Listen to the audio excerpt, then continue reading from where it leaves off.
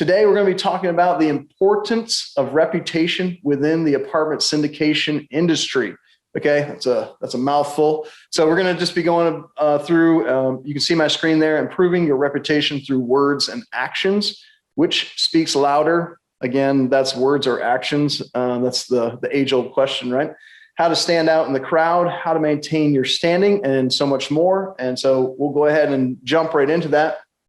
But as we start out, I want to explain a little bit of where my principles for reputation come from. So I have a very specific mindset and a specific moral base, if you will. For those of you that don't know, I am a Christian. Okay, so I get my day-to-day living kind of mandates from the Bible. And so when I'm looking to make a decision or how I should do something, that's where I go. And I know, we have all sorts of people listening today. And so some of you may not agree with that. That's fine. This is what I live by. And so I'm going to share a little bit about that with you. And I think, that there's universal truth. So I think you'll see that what I'm saying is accurate, but this is why I feel this way.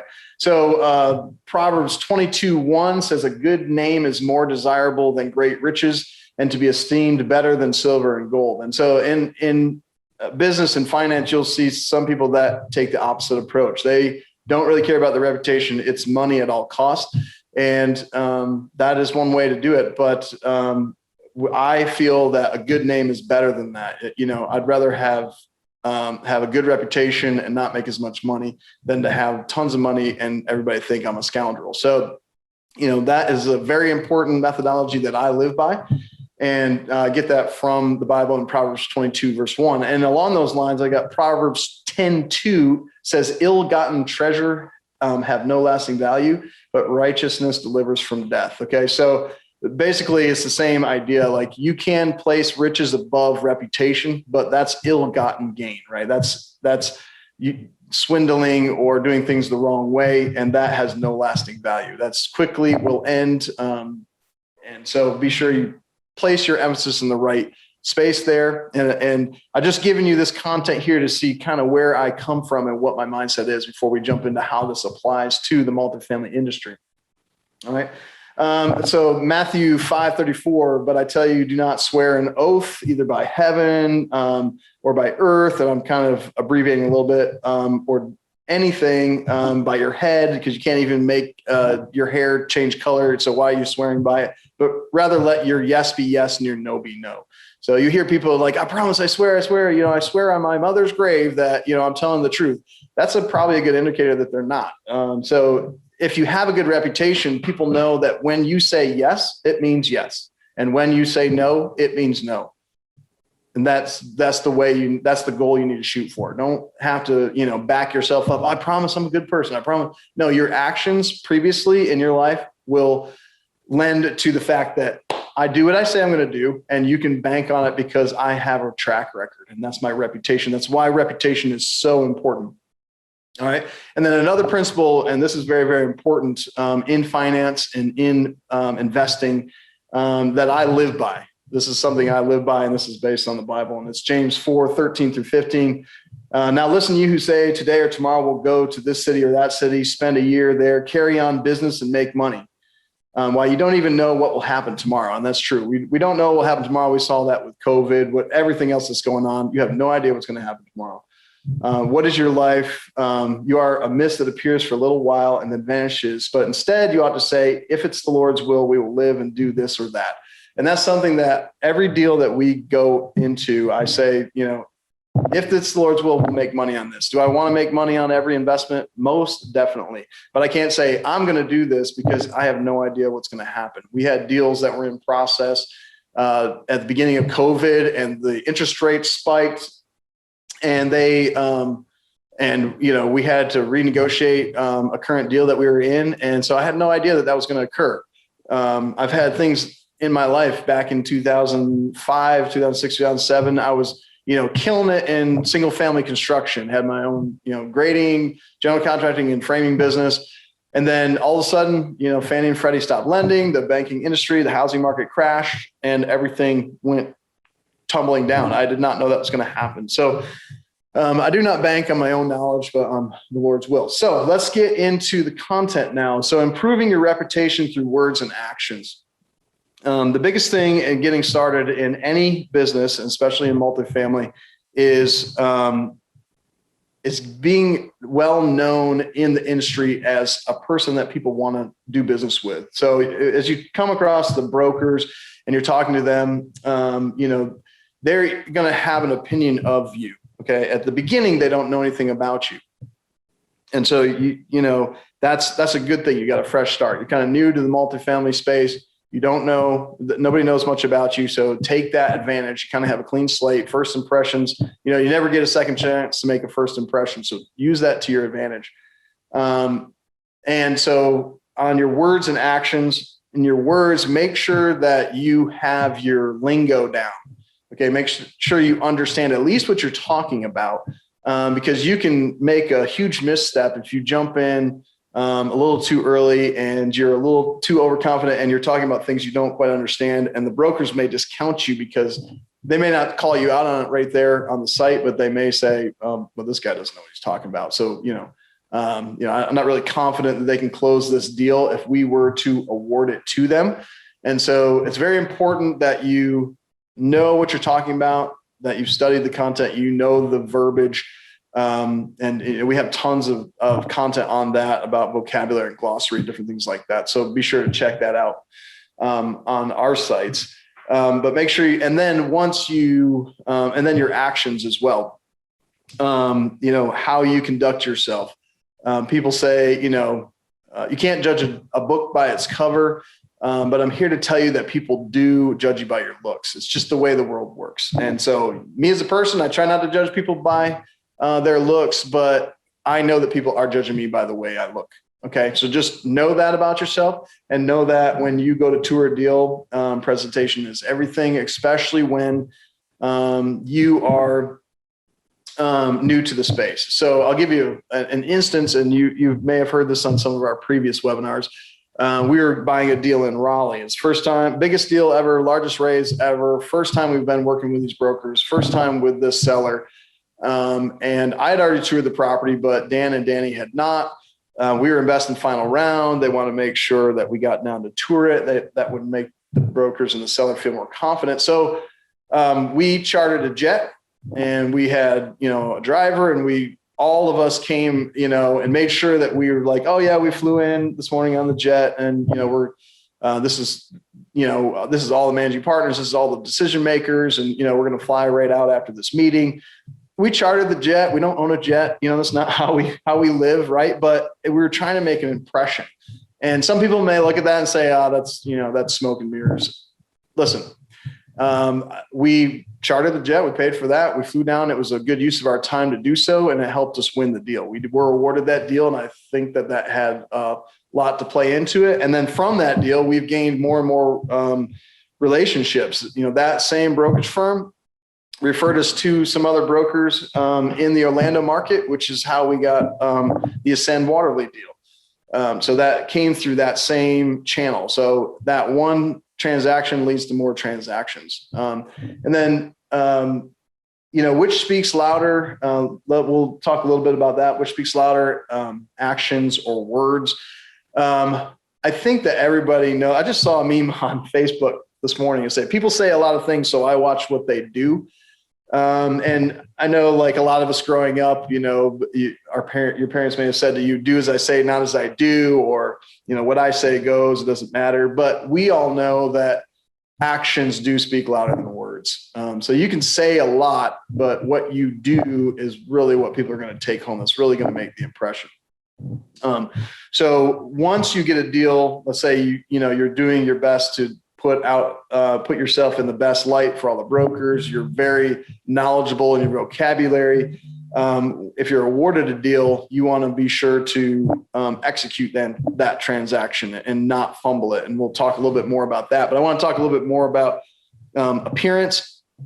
This comes down to which brokerage firm you're working with, because they're all different. You have very formal brokerage firms that are suit and tie and everything else. And then you have more casual brokerage firms that are more, polo shirt and, play some golf, different things like that. Know who you're working with, and dress accordingly. So there are times when you can come onto a property tour in jeans and a polo shirt. There are times when you need to show up to a tour in a collared shirt and a tie, and it's based on the level of a relationship you have with that broker, how well they know you. Have you executed a deal before? If not, probably just, be on the safe route and overdress for that. You can't go wrong there. And so just remember that when we were early on starting out, I used to drive a Chevy Malibu, right? It's a good car, cheap, gets me around, good gas mileage. I don't really care, right? But when you're pulling up to a tour and you have and you're talking about buying at that point, like a $20-30 million deal, and you're pulling up in a Chevy Malibu, they may take note of that. When I had that, I would pull kind of out of the way over to the side, and I would walk in so they couldn't see which car I was getting into. And I know some of you may think that sounds silly, but it's not, I promise you. So I traded in that for an Audi Q7. I didn't really care, like I said, which car I drive, but it helps me when I come on site. And then we just did a Florida tour to meet all the brokers in the Florida market. So we flew into Tampa, went to Orlando, and then went up to Jacksonville and toured a bunch of deals, just getting in front of all the brokers. Remember, I leveraged all those good relationships that I had from the brokers in the Southeast that we've done deals with. And I had them give references to the brokers in that same firm in the Florida market. And so we went across, and we flew in, flew my plane. It's just a small plane, so it's not a big deal there. But we flew into Tampa, and we had a luxury SUV rented, and I brought a driver with me, and they would just drive us around. And so when we pull up to the tours, I made sure I said it either had to be a Cadillac Escalade, a Lincoln Navigator, or an Infiniti SUV. And when we pulled up to the airport, they had an Expedition, and I made them take it back and switch it out for a luxury one, because that was part of my methodology. That was part of my advertising our group. And then the driver, we would make it a point to pull up right in front of the clubhouse, not into a parking spot. Us get out. I had my acquisition team, Eric Fitzgerald and Chris Neary with me. So we would get out, and the driver would pull off. And it was all orchestrated. It was all on purpose, but it was all to give us legitimacy and clout built upon the reputation that I already had in the market. Okay, so those are just some tips that I would have on presentation. It's very easy for any of you, if you're touring deals, to rent a car and a nicer car than what you drive, and give it a little bit of pizzazz, bedazzle, if you want to use that word. I have 4 daughters, so bedazzle is a word that's in my vocabulary. So 1 second, let me get some coffee. So you've done all that. You've toured deals. You're in best and final. How do you close that deal?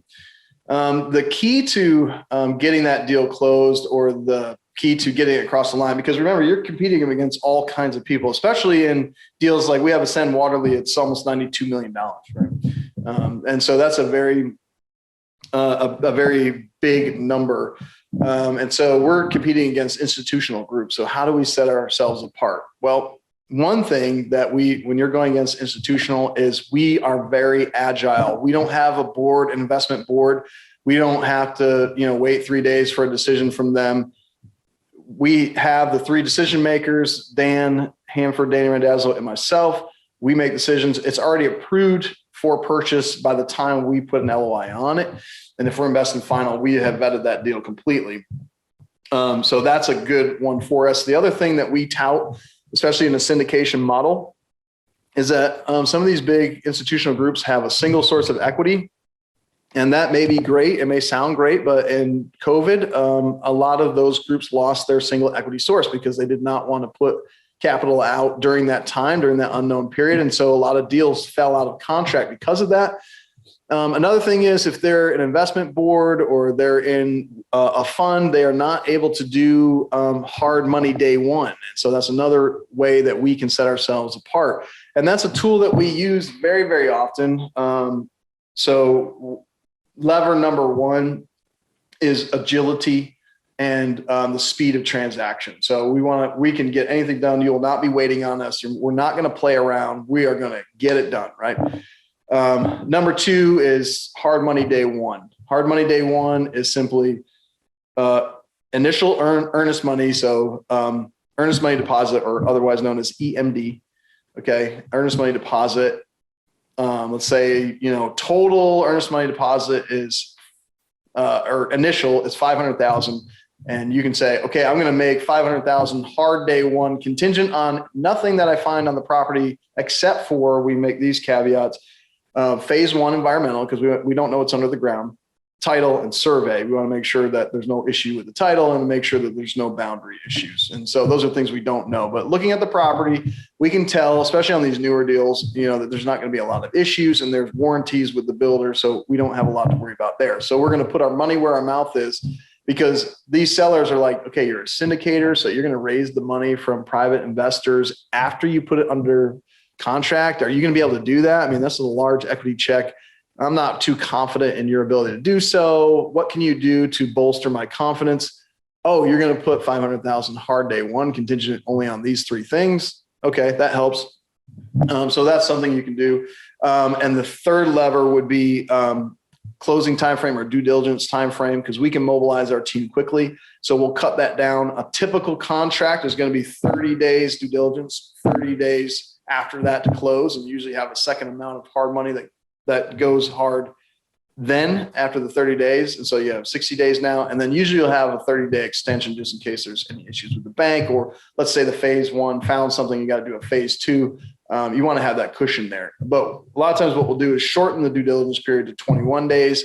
So 21, 30, and a 30-day extension, because we can get our team down there on a new deal. We can walk the units in no time. We can do the lease file audit very quickly, because it's all digital. So we can have that done within 2 days, even on big deals like 352 units, like we're doing right now. So those are some things that you can do to kind of bolster your position against bigger groups. So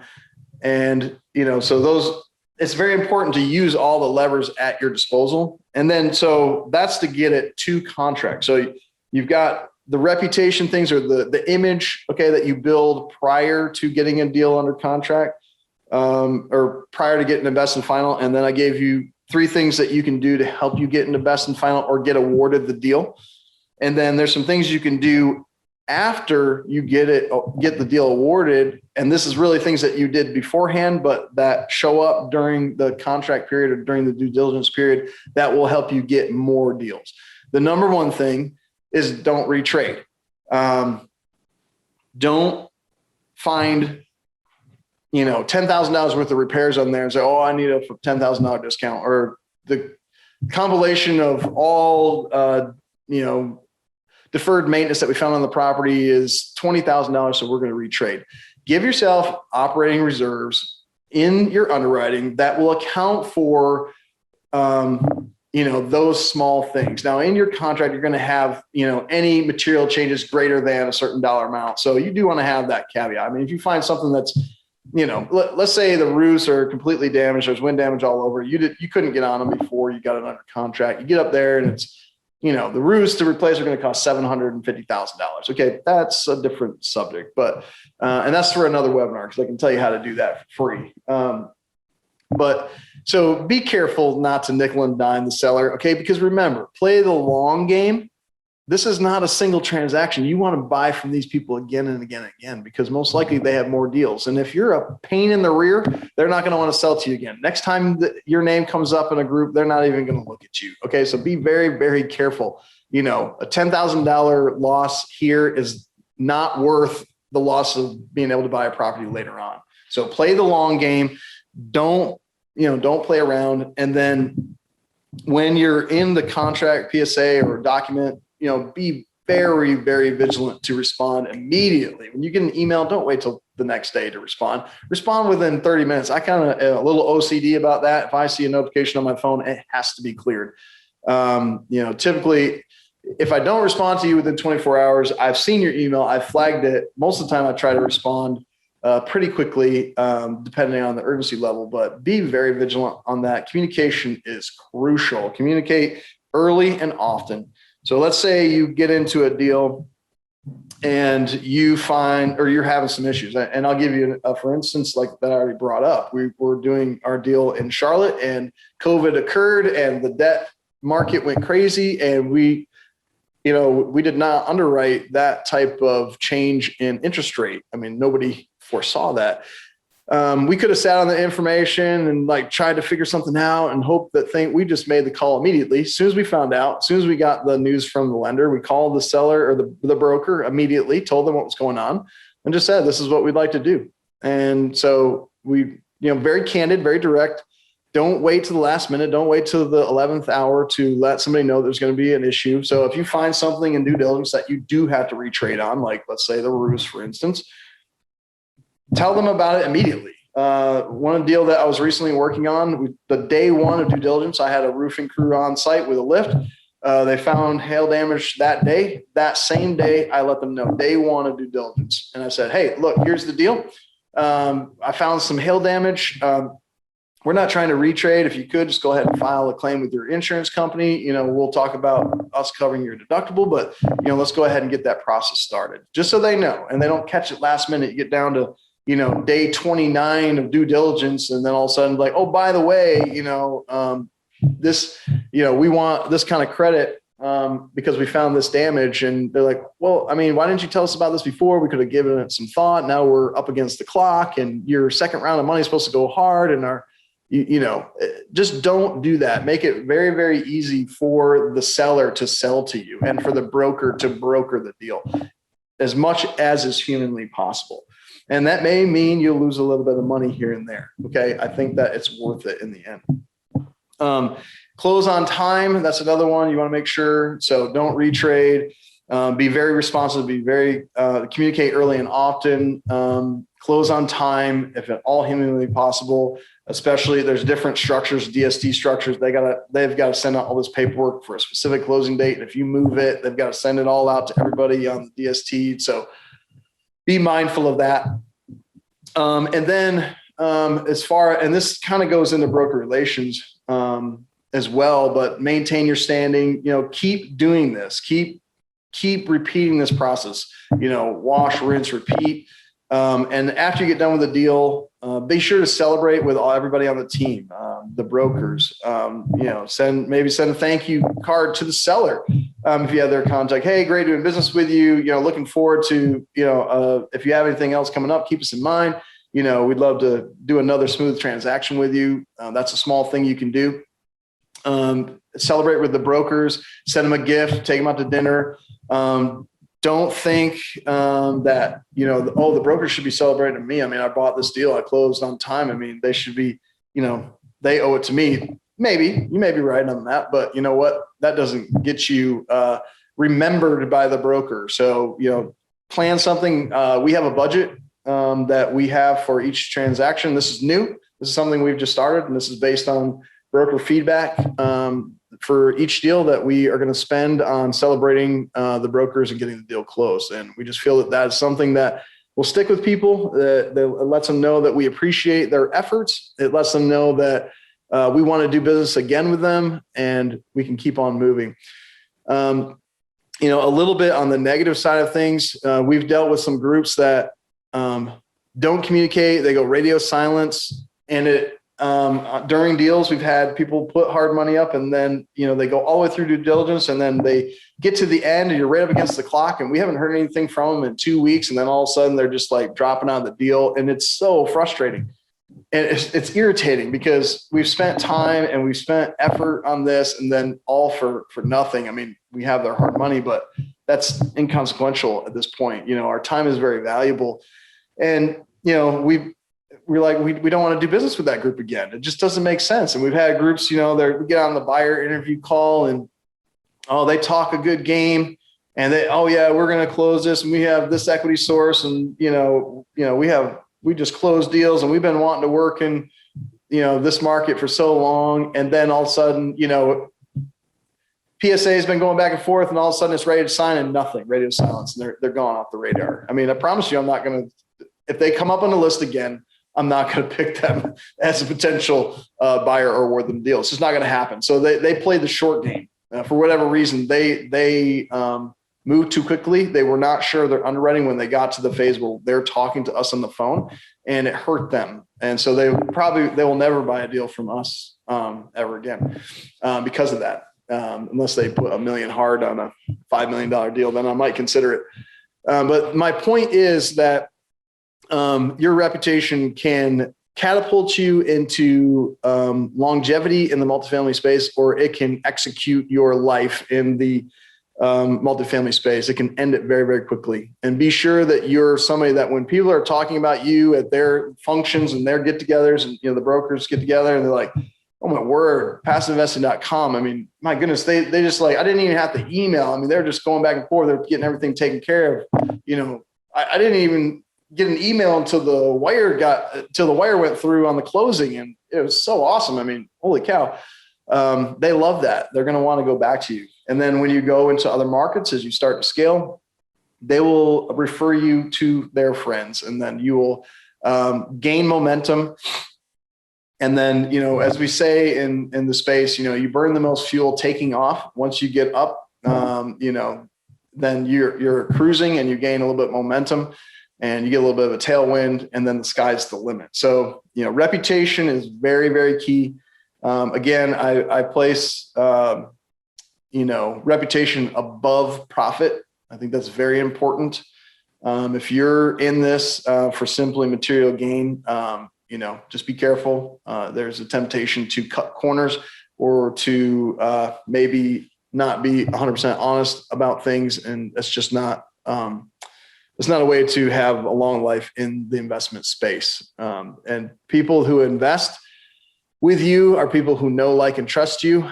And if they don't know you, then they don't know whether they like or trust you. Once they get to know you, they may like you. And then after a while of liking you, they learn to trust you. And then you have a repeat investor. So that's our methodology. And all of this reputation stuff applies not only to the broker side and acquisitions. I'm applying it to that because that's what I do. I'm in acquisitions. And so that's my role with passiveinvesting.com. It also applies to the investor relations, and also applies to the asset management with dealing with third-party managers. Danny works with Brian Bornhorst, our asset manager, and that is very important. And we try to communicate that across our team, that everybody has that same mentality. It's morals above money, right? That's very important to me. Let's give some time for some questions. I've been rambling on now for about 30 minutes, and I want to be sure that you guys are able to ask any questions that you have. So in the Q&A box, if you want to type some questions, it can have to do with reputation or different things that I've said, or it can have something to do with anything. So go ahead and type it in the questions as I catch up on my coffee.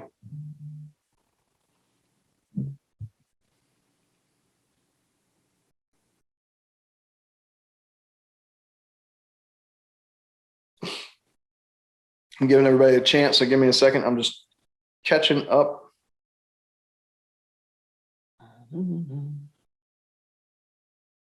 Right now at my house, I'm doing a kitchen remodel, and I have screen porch installer, cabinet installer, garage door installer, gutter installer, and my oven's being delivered all at the same time. So there's like cars up the road, and my neighbors are probably well pleased with my efforts to block their traffic, but it's been a little bit crazy today. All right. So we got a question. When you first started raising capital, what was your most difficult challenge?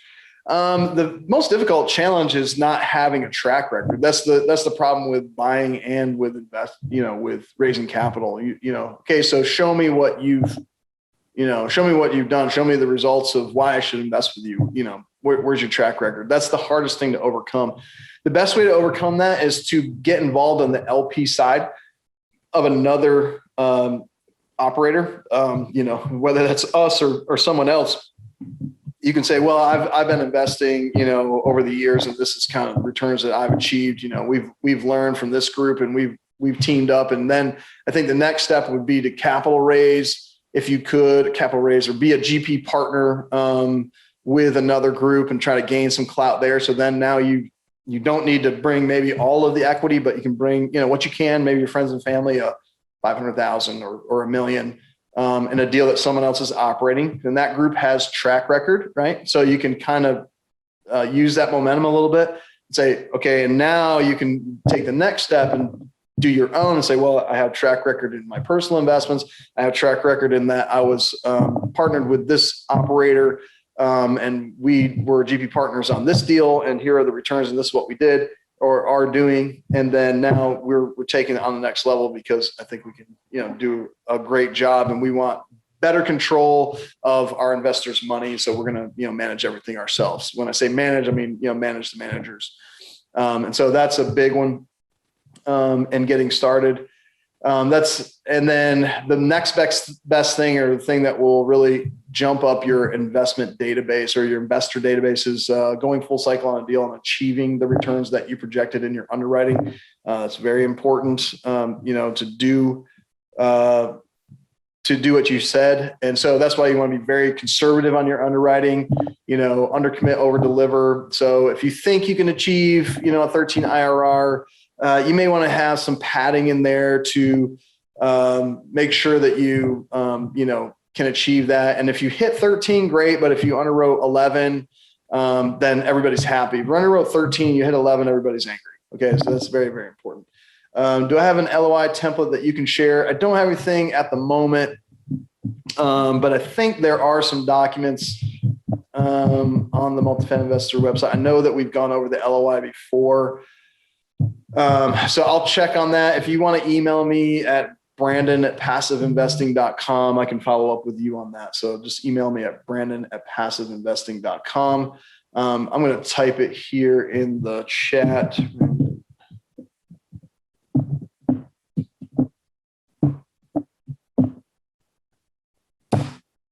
There's my email. So feel free to reach out. We're always available. We try, like I said, we try to be very responsive when possible.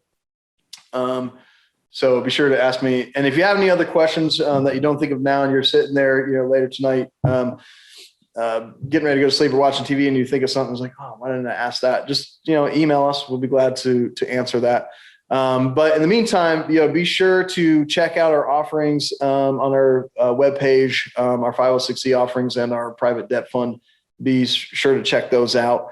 And if you're not on our mailing list, if you're on this webinar, most likely you're on our mailing list for Multifamily Investor Nation. But be sure, if you're interested in investing, if this all sounds too much for you and a lot, and you just don't want to mess with it, we'd be glad to take care of all the legwork for you and have you invest with us. And then, hey, maybe we can be that step, like I said, to get you into your own syndication. But maybe the first step is joining with us or putting your money with us. So you can kind of see how we do things on a real level, like actually on a deal, and you can see the deal, and you can come tour the deal, and you can, see the returns that you're getting on your money or your investors' money. And, you can kind of learn the ropes, if you will. So that's why we would do what we do. We want you to either give you the knowledge that you need to progress in your own path, or, provide a way for you to invest without having to do all the legwork. So be sure to check us out at passiveinvesting.com.